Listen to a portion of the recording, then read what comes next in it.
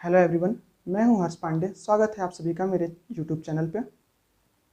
और आज हम बात करेंगे स्पेस एंड टाइम, दिक् एवं काल की, जो कि हमारे कॉस्मोलॉजिकल फिजिक्स का अगला टॉपिक है।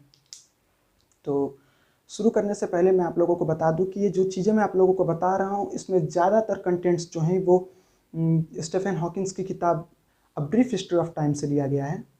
और आप लोगों से अनुरोध है कि आप लोगों को अगर कोई सवाल ना समझ में आ रहा हो, कोई चीज़, कोई टॉपिक आपको ना समझ में आ रहा हो, तो आप कमेंट सेक्शन में आइए और अपने सवाल मुझसे करिए। मैं आप लोगों को पूरी तरीके से जवाब देने की कोशिश करूँगा। आज हम बहुत ही ज़्यादा फैसिनेटिंग टॉपिक्स, बहुत ही ज़्यादा रहस्यमय चीज़ों के बारे में बात करेंगे, जिनमें सबसे ज़्यादा रहस्यमय तो ये है टाइम ट्रेवलिंग, समय यात्रा, उसकी बात करेंगे। इसके अलावा हम बात करेंगे ट्विन पैराडॉक्स की, जो कि एक बहुत ही ज़्यादा फैसिनेटिंग टॉपिक है। इसे बहुत कम लोग जानते भी होंगे। और रिलेटिविटी की भी बात करेंगे कि समय रिलेटिव है, और ये भी बात करेंगे कि धरती पे समय किस तरीके से धीरे चलता है। तो आइए अब जानते हैं।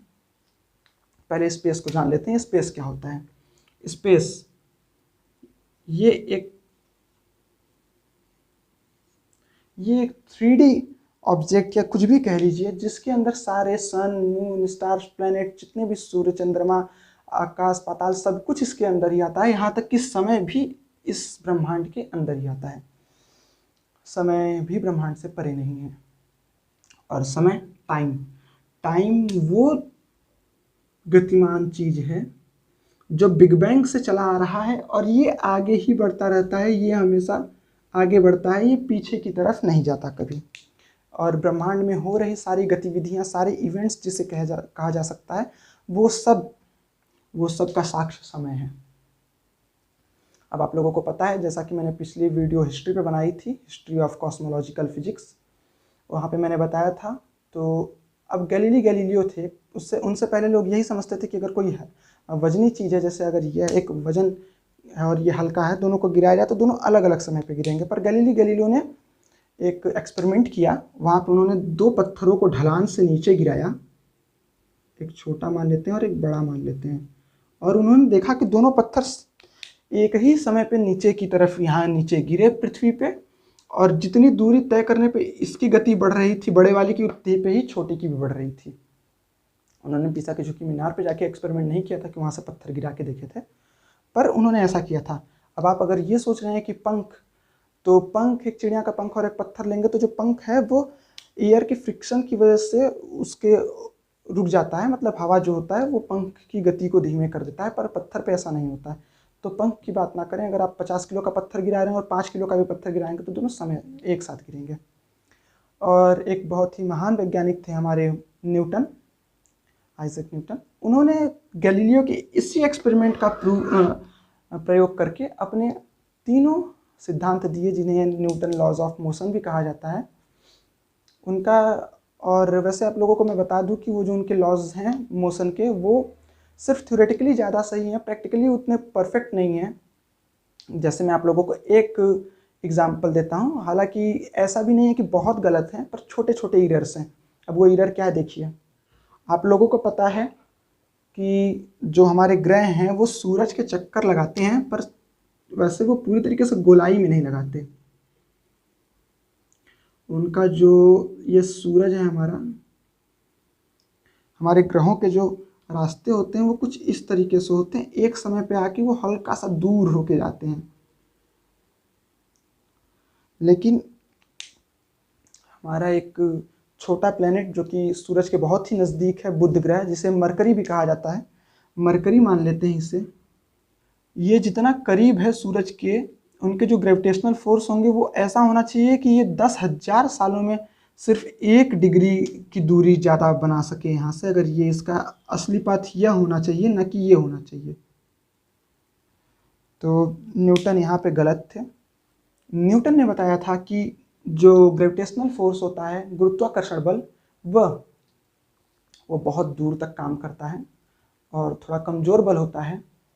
इसी कारण से ऐसा होता है कि जो ये ग्रह होते हैं वो अपनी कक्षा छोड़ के ऐसे बाहर, चाहे तो सूरज की रोशनी, सूरज क्या कोई भी ग्रह हो, मान लेते हैं अगर इसको हटा के यहाँ हम पृथ्वी लिख लेते हैं, या मान लेते हैं कि ये ग्रह है जुपिटर, जो कि बहुत दूर है, ये अपनी कक्षा भी तो छोड़ सकता है, परंतु एक सूरज की गुरुत्वाकर्षण बल के कारण उसके चारों तरफ घूमता है। ये अपनी कक्षा तो छोड़ सकता था, और या फिर ऐसा भी हो सकता था कि अगर ये बल बहुत ज़्यादा ताकतवर होता, सूरज गुरुत्वाकर्षण बल ज़्यादा ताकतवर होता, तो इसे खींच के अंदर इस तरीके से धीरे धीरे गोल गोल घूम के वो सूरज में समाहित हो जाता। पर ऐसा नहीं होता है, वह अपने इसी रास्ते पे घूमता रहता है। ऐसा न्यूटन ने बताया था। न्यूटन ने कहा था कि जो गति होती है और जो समय होता है, यह सब एब्सोल्यूट होता है, यानी स्थिर होता है। पर हमारे साइंटिस्ट आए, एक बहुत ही महान साइंटिस्ट, दुनिया के सबसे बड़े साइंटिस्ट कहा जा सकता है, एल्बर्ट आइंस्टीन। उन्होंने कहा नहीं, समय जो है वो रिलेटिव है। इसके लिए बहुत सारे उदाहरण भी दिए गए। ये एक ट्रेन है जो कि इधर की तरफ 60 किलोमीटर प्रति घंटे की रफ्तार से जा रही है। अब इस ट्रेन में दो बच्चे गेंद खेल रहे हैं, दोनों गेंद खेल रहे हैं। गेंद है ये जो पहला ए बच्चा है, इसने बी बच्चे के पास 30 किलोमीटर प्रति घंटे की रफ्तार से गेंद फेंकी। 30 की गति ये और ये 60 की गति, मिलके इस बच्चे के पास गेंद पहुंचनी चाहिए 90 की रफ्तार में, परंतु होता क्या है, गेंद इस बच्चे के पास 30 की ही रफ्तार में जाती है।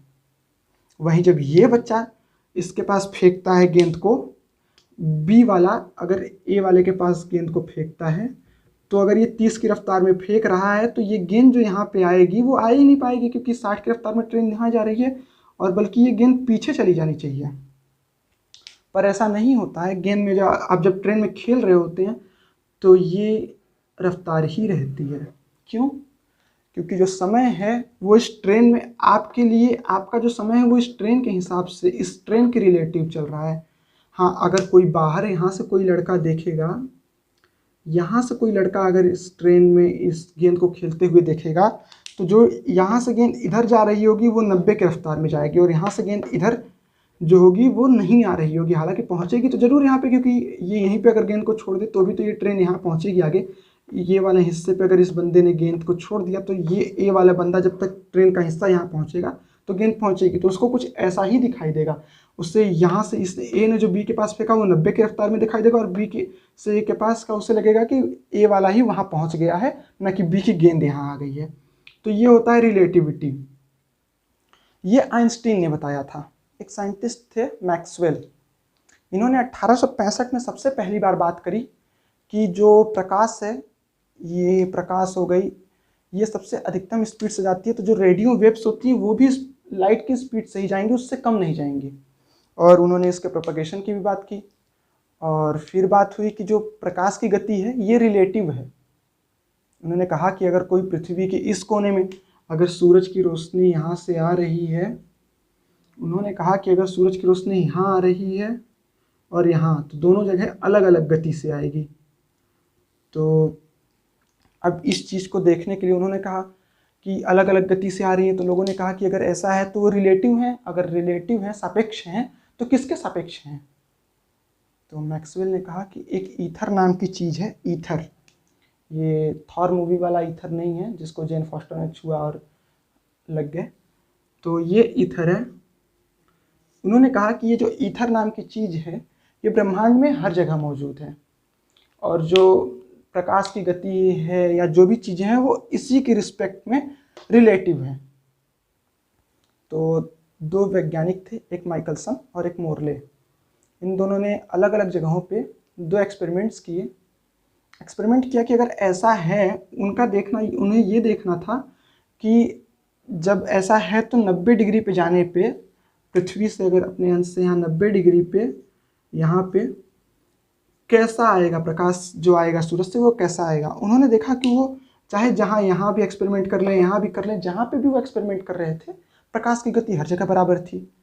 तब उन लोगों ने 1887 में ये कहा कि नहीं, ईथर नाम की कोई चीज़ ही नहीं है ब्रह्मांड में।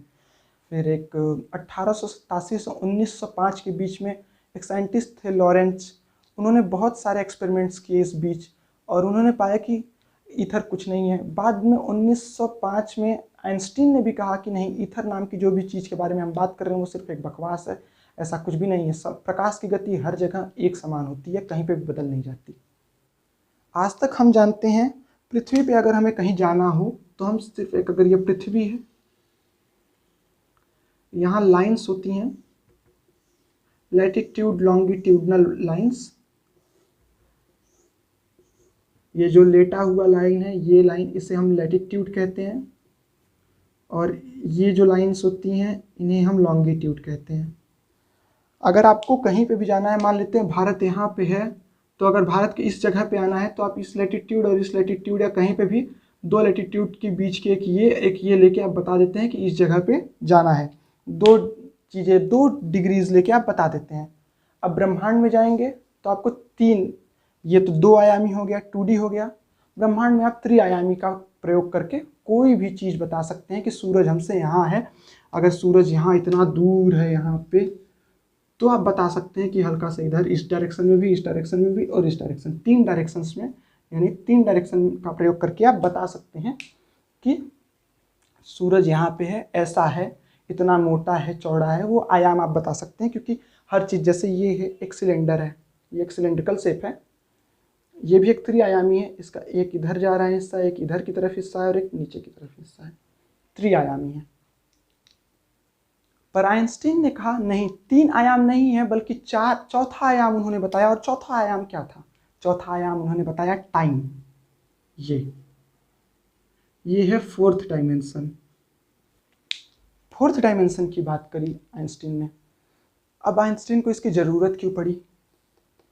बहुत ही बड़ी बात है और समझने वाली चीज़ है। ज़रा आप यहाँ पे ध्यान से देखिएगा और वीडियो को पूरा देखें। 4th डायमेंशन यानी चौथा आयाम के बारे में बात करने से पहले मैं आप लोगों को कुछ बता देता हूँ, कुछ फैक्ट्स। जैसे कि जो हमारा एक मीटर कैसे डिफाइन हुआ कि 1 मीटर इतना ही होगा। तो पेरिस में एक बार रखा हुआ है, प्लेटिनम बार, जिसपे अगर वो बार ऐसा है कुछ, इनमें बीच में 2 रेखाएं कटी हुई हैं, जो बताता है कि इसी को 1 यूनिट 1 मीटर मान लिया गया। जो सबसे नियरेस्ट स्टार है वो कौन सा है? तो आप पढ़ते होंगे alpha century.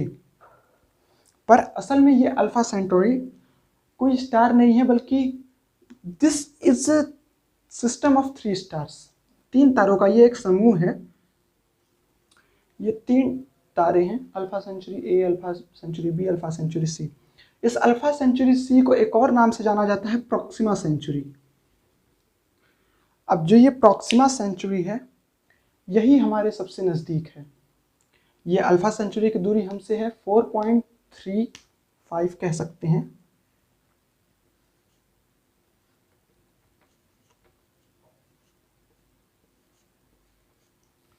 Light year, LY means light year दूर ये है हमसे।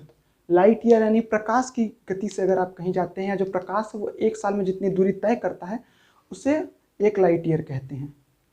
तो 4.5 साल लगभग दूर है हमसे। अगर हम प्रकाश की गति से 4.5 साल तक जाते हैं तो अल्फा सेंचुरी पहुंचेंगे। अब प्रॉक्सिमा सेंचुरी है हमसे 4.24 लाइट ईयर दूर, 4.24 लाइट ईयर दूर। तो ये हमसे सबसे नज़दीक है, और ये उससे 0.2, ये जो दोनों हैं ये एक साथ होते हैं लगभग ज़्यादातर, तो 0.2 लाइट ईयर दूर हैं। तो आइए जानते हैं ये जो 4th डायमेंशन है इसकी ज़रूरत क्यों पड़ी। तो ये हमारी पृथ्वी है, मान लेते हैं ये अल्फा सेंचुरी सिस्टम है 3 स्टार्स का, जो कि हमसे 4.34 या 35 लाइट ईयर दूर है।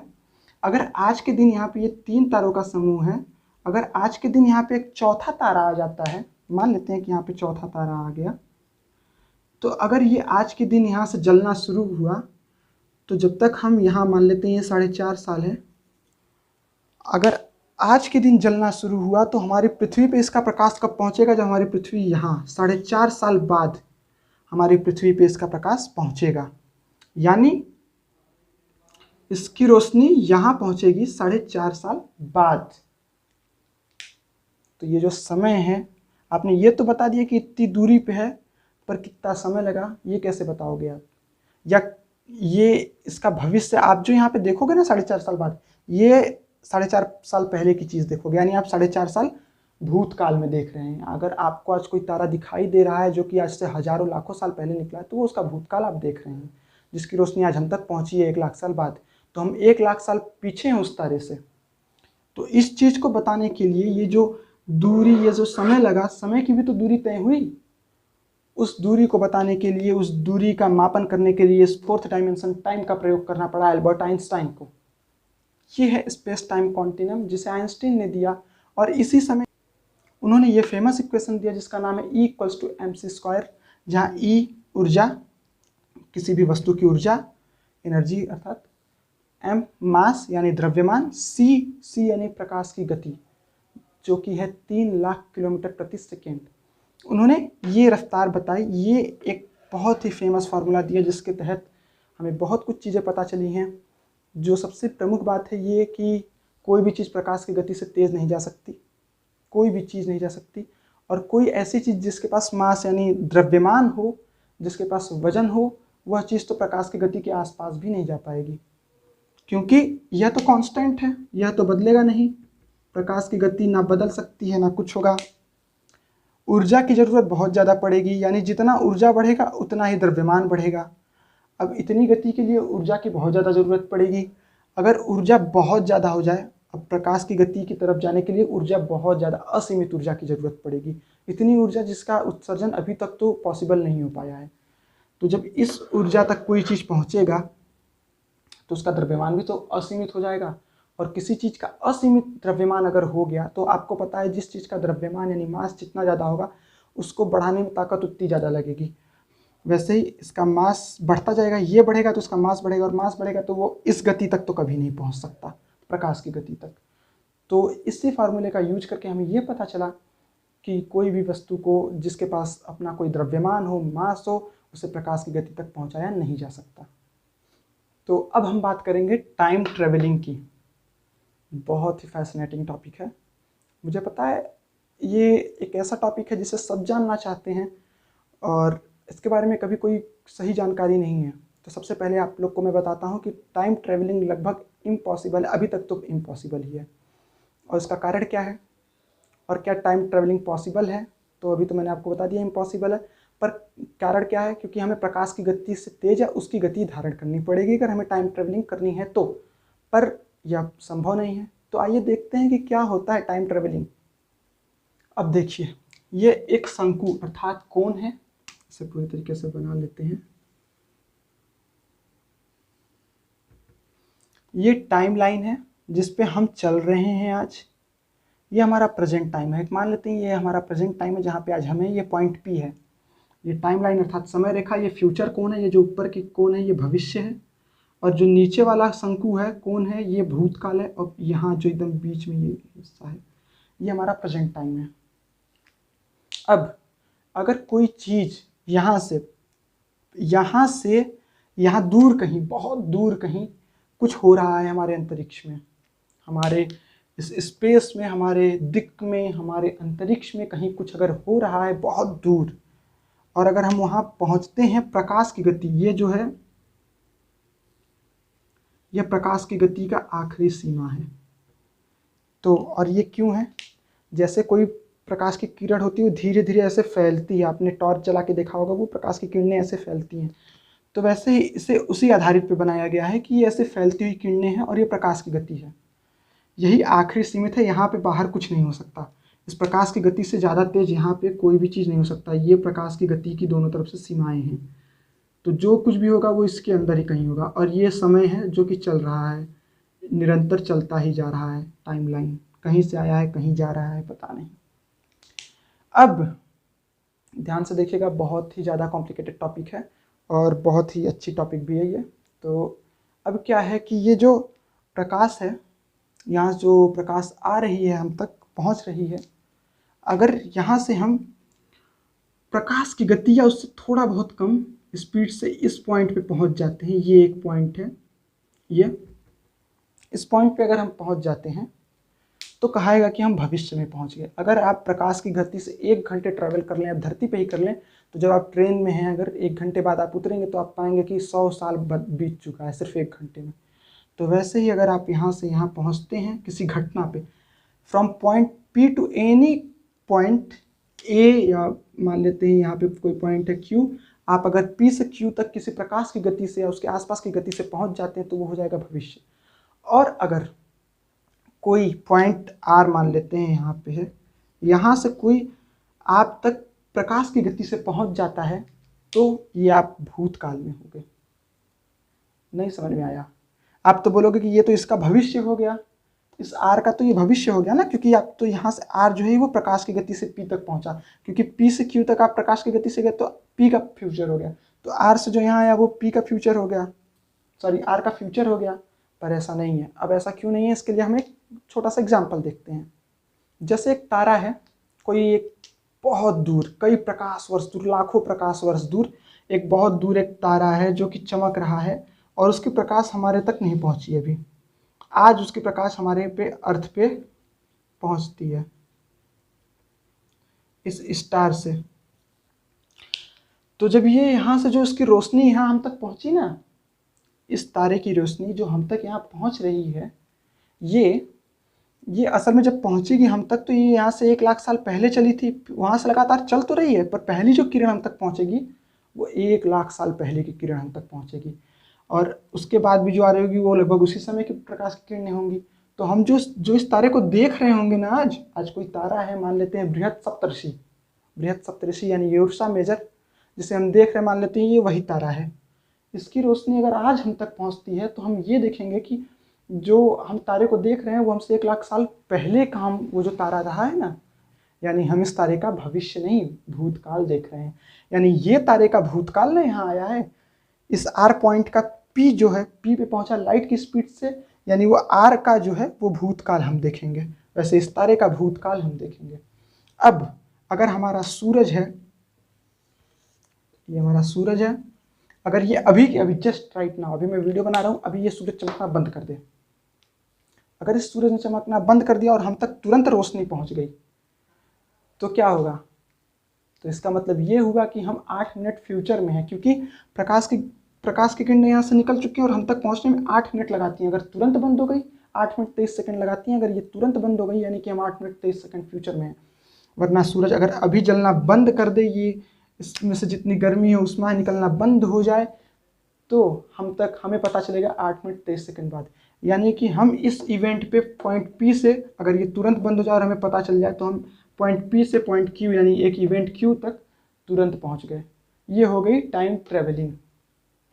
तो आइंस्टीन की स्पेशल थ्योरी ऑफ रिलेटिविटी यानी सामान्य सापेक्षता का सिद्धांत जो है वो हमें ये बताता है कि हम प्रकाश की गति से तेज नहीं जा सकते हैं। पर उन्होंने ये तो बताया, साथ ही यहाँ पे न्यूटन का एक और नियम जो है वो विफल हुआ, और वो क्या था? वो ये था कि जो ग्रेविटेशनल फोर्स होता है वो बहुत दूर तक काम करता है और दूरी पे काम करता है। अगर ये दो चीज़ें आपस में पास में है तो इनका जो ग्रेविटेशनल फोर्स है ये बहुत ज़्यादा काम करेगा, दूर है तो एकदम काम नहीं करेगा। उनके हिसाब से अगर चांद हल्का सा पीछे चला जाए तो पृथ्वी का गुरुत्वाकर्षण बल उस पर काम नहीं करेगा, ऐसा मानना था न्यूटन का। पर इस नियम के हिसाब से वो पूरी तरीके से फेल हो गया। और फेल क्यों हुआ? क्योंकि ये जो सिद्धांत है स्पेशल थ्योरी ऑफ रिलेटिविटी है, अगर इसकी माने तो देखा जाए तो अगर उनके हिसाब से दूरी है, सूरज आज यहाँ है और मान लेते हैं ये नेपट्यून है, नेपट्यून यहाँ पे है, ये नेपट्यून है और ये सन है, ये दूरी बहुत ज़्यादा है। तो अगर इसको और बढ़ा दिया जाए तो उनके हिसाब से ऐसा हो जाएगा कि इसका बल इस पे नहीं लगेगा। और न्यूटन के हिसाब से ये भी था कि अगर इस चीज़ की दूरी कम कर दी जाए तो रफ्तार बढ़ जाएगी। यानी अगर हम इसे एकदम सूरज के पास जहाँ मरकरी है वहाँ ला दे तो उनके हिसाब से तो इसकी ताकत जो है वो जो दोनों के बीच में जो फोर्स लग रहा है वो बढ़ जाएगा। और स्पेशल थ्योरी ऑफ रिलेटिविटी बताती है कि फिर ये प्रकाश की गति धारण कर लेगी। यानी कि अगर नेपट्यून को मरकरी की जगह पे ला दिया जाए तो क्या वो प्रकाश की गति धारण कर लेगी? तो यहाँ पे आइंस्टीन ने कहा कि नहीं, ऐसा नहीं है, बल्कि ये ग्रेविटेशनल फोर्स कोई फोर्स ही नहीं है। उन्होंने बोला कि ग्रेविटेशनल फोर्स यानी गुरुत्वाकर्षण बल कोई बल नहीं है, बल्कि ये एक परिणाम है, कॉन्सिक्वेंस है। It is a consequence of space time is not flat. ये फ्लैट नहीं है। पहले लोग ये सोचते थे कि इस तरीके से और धरती यहीं पे है, सूर्य यहाँ पे है, ऐसे ऐसे चीज़ें हैं, पर असल में ये लगभग एक कर्व है या कुछ रैप्ड टाइप का है, कुछ ऐसे बंधा हुआ सा है। और इसी वजह से क्या है कि ये पहले तो ये इन सब के पीछे घूमते हैं और ये सारे ग्रह हैं ये सब एक दूसरे का चक्कर लगाते हैं। परंतु आइंस्टीन ने एक और बात कही, जो उन्होंने 1908 से लेकर 1914 के बीच में एक्सपेरिमेंट किया और असफल रहे। फिर 1915 में उनका नया एक नियम आया, जनरल थ्योरी ऑफ रिलेटिविटी। उसमें उन्होंने इस बात को प्रूव किया, और वो प्रूफ क्या था कि असल में जो हमारा सूरज है और जो हमारी धरती है, धरती सूरज का चक्कर नहीं लगाती है, बल्कि धरती जो है वो एक सीधी रेखा में जाती है। अब आप यहाँ पे बोलोगे ना, धरती तो सूरज का चक्कर लगाती है। तो मैं फिर से कहूँगा कि आइंस्टीन ने कहा, और यही सच है, कि धरती जो है वो एक सीधी रेखा में जाती है। और चूँकि ये पूरा गोला है, ये एक तरीके से गोला है, तो अगर ये इस तरीके से कोई गोला आकार है, इसी के पैरेलल कोई चीज़ इस तरीके से ऐसे ये भी गोलाई में चल रही है, तो इसके हिसाब से ये पैरेलल है, यानी कि ये दोनों सीधा चल रहे हैं, ये दोनों सीधा ही चल रहे हैं। ट्रेन की पटरी जो होती है, अगर इस तरीके से कहीं मुड़ी होती है तो दोनों सीधी तो चल रही होती हैं, तो ये सीधा चल रहा है। वो तो अगर यही धरती, अगर यही जो है ये इस तरीके से फ्लैट होता, हमारा ब्रह्मांड जो है वो इस तरीके से फ्लैट होता, तो हमारी धरती भी इस तरीके से सीधे चक्कर लगा रही होती सूरज का। पर ये घुमा हुआ है, जब यही घुमा हुआ है, जब ट्रेन की पटरी ही घूमी हुई है तो ट्रेन तो घूमेगा ही, लेकिन ट्रेन असल में तो सीधा चल रहा होता है ना अपनी पटरी पे। तो वैसे इस ब्रह्मांड, जो ब्रह्मांड है वो घुमा हुआ है, और उसकी वजह से ये जो हमारे सूरज और चंद्रमा ये घूम रहे हैं। तो असल में अगर इस ब्रह्मांड को सीधा ही कर दिया जाए तो ये भी घूमेंगे नहीं, ये सीधा ही रहेंगे। ऐसा कहा आइंस्टीन की जनरल थ्योरी ऑफ रिलेटिविटी ने।